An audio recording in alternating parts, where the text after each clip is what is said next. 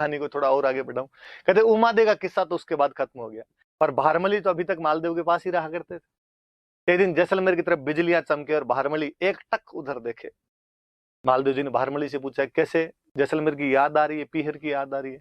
उसने कहा, याद तो खूब ही आ रही है, तुम्हें जाना चाहिए जैसलमेर, जाके आना चाहिए। उसने, किस मुंह से जाऊं मैं, मेरी वजह से उनकी राजकुमारी घर छोड़ के चली गई, आज मैं जाऊंगी तो मुझे वो क्या कहेंगे? उनका, तेरे को कहेंगे मतलब जैसलमेर वालों की इतनी औकात कि तेरे को उल्हाने दे दे, तेरे को ओढ़ में देंगे वो, तू कल जा। और कहते बारमली को भेजा, मालदेव जी ने लिख के भेजा कि जैसलमेर वालों, यदि बारमली के साथ कुछ भी ऊंच नीच हुई तो देख लेना।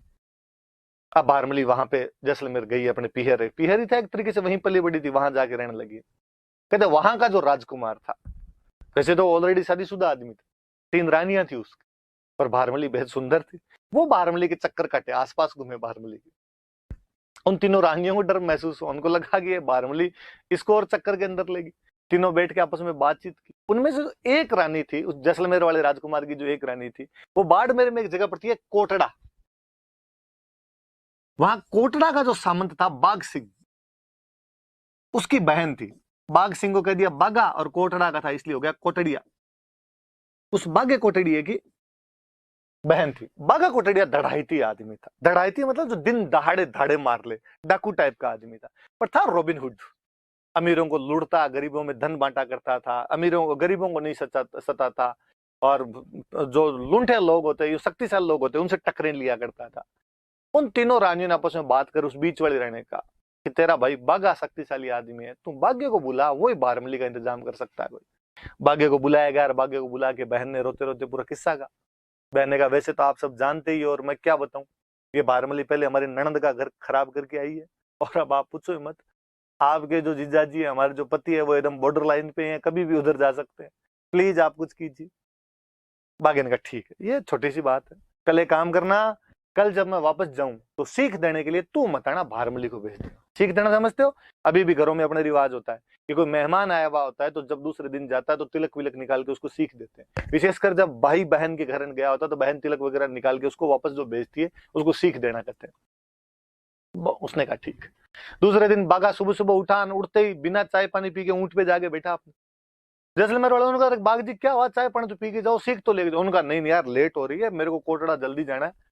तो अरे तो सीख तो ले जाओ, तो फटाफट मेरी बहन को अंदर जाको, जल्दी से यार सीख दे दे, मैं ऊंट को खड़ा ही नहीं कर रहा, ऊंट पे बैठा हूं। कहते हैं कि बहन को सब बातें पता थी। जैसे अंदर का, बहन ने कहा, अभी इतनी जल्दी, मैं तो तैयार ही नहीं हूं, नहाई नहीं, ओढ़नी का है मेरी। भारमली सज धज के पास में बैठी थी एकदम, और उसने कहा कि भारमली तिलक कित निकाला, तू निकाल के आ जा। भारमली ने कहा, हाँ पक्का।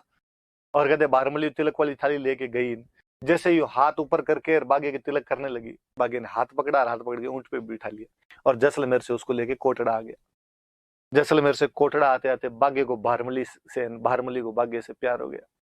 मतलब राजस्थान की बेहतरीन लव स्टोरी है, इतनी अच्छी लव स्टोरी नहीं मिलेगी कहीं पे कि बागा भारमली एक दूसरे के लिए जीते, एक दूसरे के लिए मरा करते थे। जहाँ एक दो है अच्छा सा, जहाँ तरवरता है मोरी और जहाँ सरवरता है हंस, जहाँ बाग होता है बहरमल, जहाँ दारूता है मंस। कि जहां जहां तरवर मतलब पेड़ है, वहां वहां मोर मिलेंगे, जहां जहां सरोवर तालाब है, वहां वहां हंस मिलेंगे, जहां शराब होगी वहां मांस आएगा, जहां बागा है वहां पे भारमली रहेगी। मालदेव के पास समाचार पहुंचे कि साहब बागा कोटड़िया भारमली को लेके भागा, और मालदेव ने कटकटाए दांत। उसने कहा, रोमा दे गई वो गई, भारमली को और ले गए। और उसने अटैक करो, भाग्य की इतनी क्या औकात कि ऐसे मेरी दासी को उठा के ले जाए। लोगों ने समझाया कि साहब अटैक मत करना, बागा डाकू आदमी है, दढ़ाईती है, इधर उधर भाग गया, हाथ नहीं आया तो अपनी बेइज्जती कि 9 कुंठी मारवाड़ के राजा की सेना गई और पकड़ी नहीं पाई। दूसरी बेइज्जती ये कि साहब दासी के लिए हमला कर दिया। तो उसने कहा तो और कोई तरीका देखा जाए। तो मालदेव को अचानक याद है, मालदेव ने कहा, उस दिन जब उमादेव वापस आ रहे थे तो सामने बैठ के वहां पे, और वो दोए कौन बोल रहा था रे? वो तो आसानंद जी थे। तो आसानंद जी, जब आपकी वजह से उमादेव वापस नहीं आ पाए तो भारमली को आप लेके आओगे। आसानंद ने कहा, पक्का, ये मेरी गारंटी। कहते आसानंद जी बागे के पास भारमली लेने के लिए वापस गए। बागे ने जैसे ही सुना कि साहब आसानंद जी जैसा महान विद्वान मेरे पास मिलने के लिए आ रहा है, वो गुण ग्राहक आदमी था, 3 कोस सामने, 9 किलोमीटर सामने गया आसानंद जी के, दंडवत साष्टांग प्रणाम किया उसने जाके। तो धन घड़ी धन भाग कोटड़े की धरती के, जो आप जैसा महान विद्वान हमारे पास आए और लेके आया उनको, बहुत सेवा करे उनकी, अच्छे अच्छे शिकार करके लाए उनके, अच्छा खाना पीना खिलाए। भारमली भी अच्छे अच्छे पकवान बनाए, आसानंद जी को खिलाए। आसानंद जी ने जब देखा कि बाघा मेरा इतना ध्यान रखता है, उन्होंने जब देखा कि भारमली बाघा से इतनी बेहंतिया मोहब्बत करती है, आसानंद जी वापस गए नहीं। आसानंद जी कहते हैं वहीं रहने लगे थे, बाघा भारमली के पास ही रहे थे। कालांतर में जब बाघा मरा था तो भारमली उसके साथ में सती हो गई थी, और आसानंद जी जो थे वो पागल हो गए थे, और इधर उधर यूं दीवारों के सिर मारते मारते घुमा करते थे। बाघा आओ बड़े घर कोटड़ा तू धनी, जासी फूल झड़े पर बास न जासी बाघ जी। कि हे बाघा, जिस प्रकार फूल झड़ जाता है पर उसकी सुगंध नहीं जाती, वैसे हे कोटड़े के धनी बाघा, तू चला गया पर तेरी याद मेरे मन से अभी तक नहीं जाती। कहते हैं उधर पास में पाकिस्तान में अमरकोट रियासत पड़ती थी, वहां के कोई राणा जी थे, और किसी ने जाके उन राणा जी का आसानंद जी जैसा महान आदमी घूम रहा है, आपको कुछ ना कुछ करना चाहिए। कहते वो आसानंद जी को अपने पास लेके चले गए, और अपने पास में रखते, खूब ध्यान रखते, जीव रखते पूरा। पर आसानंद जी बात बात में बातें वैसी करते सारी की सारी, कि बाघा ऐसे था, बाघा ऐसे था। उसको बेचारे ये सहन है, तो लग रहा है मैं राणा और मेरे मुंह के सामने किसी छोटे मोटे सामंत की क्या बात हो। उसने कहा था साहब इतना क्या बाघा बाघा लगा रखा है, उसका नाम लेना बंद ही नहीं करते, ऐसे क्या आप आजीवन बाघे का नाम लेते रहोगे। आसानंद जी ने कहा जब तक है जान तब तक तो बाघे का नाम छूटेगा नहीं। उसको बड़ो ईगा हर्ट हुआ, उसको ईगो हर्ट हुआ उसका। और कहते उसने आसानंद जी के पोते को बुलाया, और आसानंद जी के पोते को बुला कहा यदि तेरे दादाजी एक पूरी रात बाघे का नाम नहीं ले तो मैं हर 1 घंटे पे 1 लाख सोने के सिक्के दूंगा। पोते ने सोचा यार 7-8 घंटे की रात तो पक्की, 7-8 घंटे सोने के सिक्के का जुगाड़ हो जाए, 7-8 लाख सोने के सिक्कों का जुगाड़ हो जाएगा, 7-8 पीढ़ियां तिर जाएगी। और उसने अपने दादाजी को जाके कहा कि ये बात। दादाजी ने कहा देख पोते, पार तो नहीं पड़ेगी, बाघा मेरे जीव की जड़ी है, कहीं अंदर बसा हुआ है, बाघे को मैं कैसे भूल सकता हूँ, फिर भी तू कह रहा है तो आई विल ट्राई। बिठाया साहब आसानंद जी का, आपका समय शुरू होता है अब।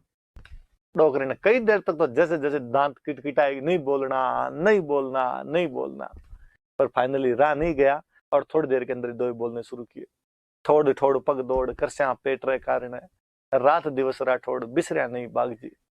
ये पेट की लड़ाई तो आदमी कहीं पूरी कर लेगा, ये पैसे टक्के की लड़ाई तो कहीं कमाई करके मांग के कैसे पूरी की जा सकती है। इस पेट की लड़ाई के लिए बाघा तेरे को कोई कैसे भूल सकता है।